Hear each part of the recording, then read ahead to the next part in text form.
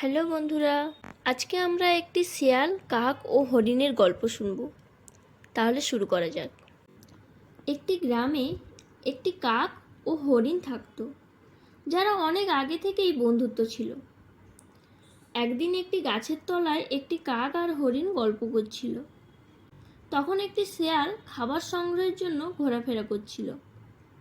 এমন সময় শিয়ালের নজর পড়ল হরিণের উপর।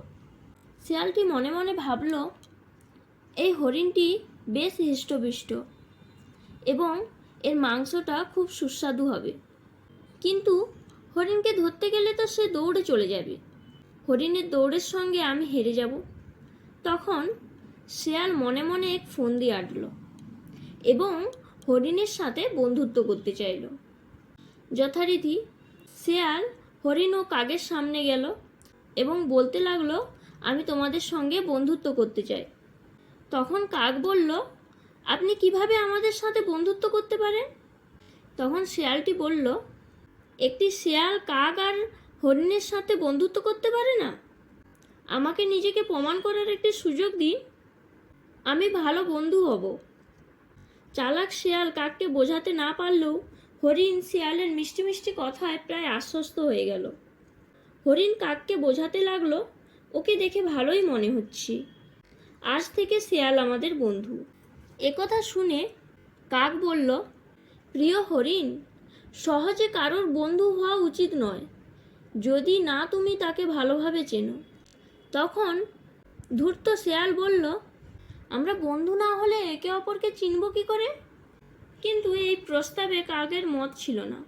পরের দিন হরিণটি যখন একা ছিল, তখন শিয়াল তার সঙ্গে মিষ্টি মিষ্টি সুরে কথা বলতে থাকে এবং বলতে থাকে, সামনের একটি খামারে প্রচুর কচি কচি ঘাস আছে। শিয়াল সেখানে যাওয়ার প্রস্তাব দেয়। শিয়ালের পরামর্শ মতো হরিণ সেখানে যায় এবং চারিদিকে সবুজ তরতাজা ঘাস দেখে মনের আনন্দে হরিণ লাফিয়ে ওঠে এবং সে মনের আনন্দে ঘাস খেতে থাকে। হরিণ শিয়ালকে অনেক ধন্যবাদ দেয় এবং শিয়ালের উপর সে আরও ভরসা করতে থাকে।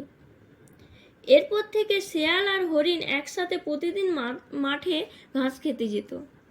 একদিন এই জমির মালিক মাঠ দেখতে এসে সে লক্ষ্য করলো তার সমস্ত ফসল নষ্ট হয়ে গেছে। এমন সময় রেগে গিয়ে কৃষক এক ফন্দি আঁটল।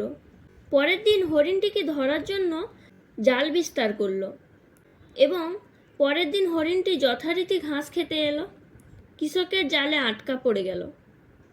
তখন হরিণটি শিয়ালকে সাহায্যের কথা বলে, কিন্তু শিয়াল সেখান থেকে পালিয়ে যায় এবং শিয়ালটি হরিণের দুর্দশা দেখে খুব খুশি হলো। এটাই তার পরিকল্পনা ছিল।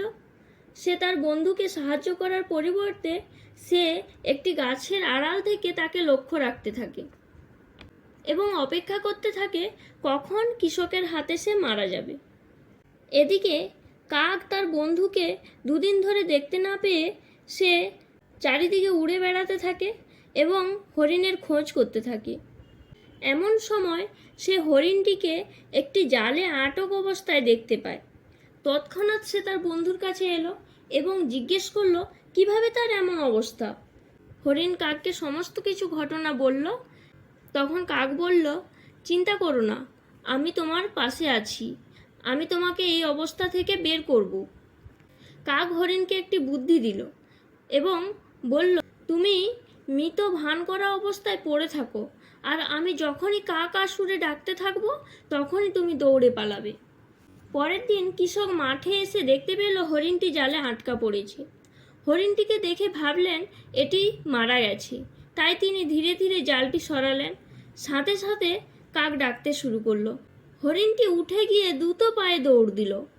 কৃষক হরিণটিকে পালিয়ে যেতে দেখে তার হাতের লাঠিটি হরিণের দিকে ছুড়ল। এমন সময় শিয়ালটি গাছের পিছনে লুকিয়েছিল।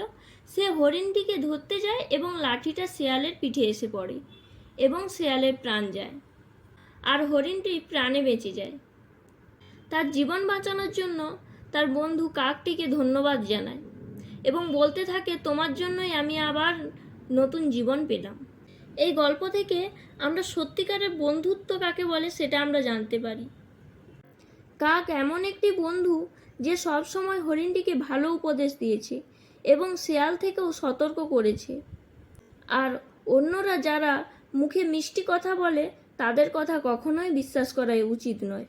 এই গল্পের নীতিশিক্ষাটি হলো যে কখনোই অপরিচিতদের বিশ্বাস করা উচিত নয় এবং সর্বদা কাছের প্রিয়জনদের কথা শোনা উচিত।